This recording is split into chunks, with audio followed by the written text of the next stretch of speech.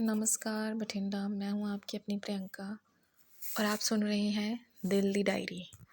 अभी अभी किचन से डिनर बनाकर फ्री हुई हूँ, पर दिमाग में एक शोर है। कभी जैस्मिन सैंडलर्स की वो बुलंद आवाज़ याद आती है जिसने अपने दम पर पूरा आसमान धरती पर उतार दिया, और कभी सोनम बाजवा का वो चेहरा जो कहते हैं कि बंदिश हर घर में होती है पर उड़ने का जुनून अपना होता है।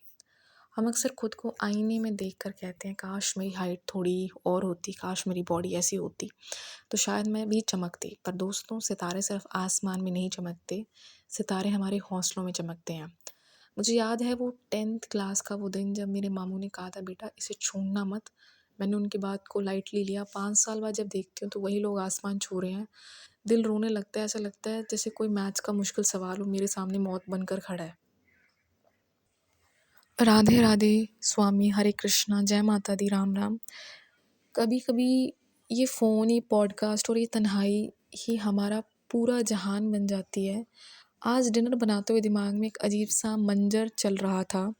एक तरफ हॉस्पिटल की ठंडी राहदीरी कॉरिडोर जहाँ कंपाउंडर ने दरवाज़ा बंद कर दिया।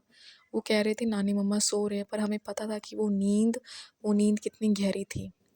हम अक्सर खुद को कसूरवार मानते हैं कि काश थोड़ी कम टेंशन दी होती, काश थोड़ा और वक्त बिताया होता। पर क्या करें, ये ज़िंदगी भी ना हिस्टोग्राम की तरह है। हम ग्राफ के उन बार्स को देखते रहते हैं, कभी दुख का बार ऊपर जाता है, कभी मजबूरी का। मेरे मामू हैं जो अकेलेपन की आग में जल रहे हैं, और दूसरे हैं जो फाइनेंशियल बोझ के नीचे दबे हुए हैं। हम सब अपने अपने नर्क में हैं, पर भगवान वो सड़ा सबसे बड़ा मास्टरमाइंड है जो तब रास्ता बनाता है जब हमारे पास रोने के अलावा कोई चारा नहीं बनता। लोग कहते हैं कर्म करो, फल की चिंता मत करो, पर कोई ये क्यों नहीं कहता कि जब दिल छन्नी हो रहा है तो वो कर्म किसे करे। जब दिमाग में म्यूज़िक बज रहा हो और हाथ में मैथ्स की किताब हो, तो उस एंग्जाइटी का क्या करें जो सांस लेना मुश्किल कर देती है। दोस्तों, शायद ये जो दर्द है, ये जो मौत नहीं है पर एक प्रोसेस है। जैसे मैथ्स का वो सवाल जहाँ हमें 80% के ऊपर के स्टूडेंट्स ढूंढने हैं, वैसे ही इस दुख के ढेर में हमें 20% उम्मीद ढूंढनी है जो हमें ज़िंदा रखे। अगर आप भी आज अपने कमरे में बंद हैं और लगता है कि कोई समझने वाला नहीं है, तो बस ये याद रखना आपकी आवाज़ ही आपका रास्ता है। मैं 10th में जो रास्ता छोड़ा था, शायद भगवान ने वही रास्ता आज पॉडकास्ट के रूप में खोल दिया है। आज किचन में काम करते हुए ना मुझे एक अजीब सा एहसास हुआ।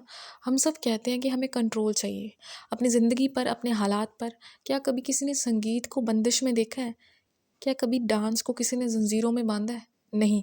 म्यूज़िक और डांस वो परिंदे हैं जो सिर्फ खुले आसमान में उड़ते हैं। पर फिर मेरा दिमाग में एक ख्याल आया कि उस धरती का जिस पर हम खड़े हैं, धरती माँ वो सबका बोझ उठाती है, वो हमारी नफ़रत भी झेल रही है, हमारा खून पसीना भी, हमारे आंसू भी।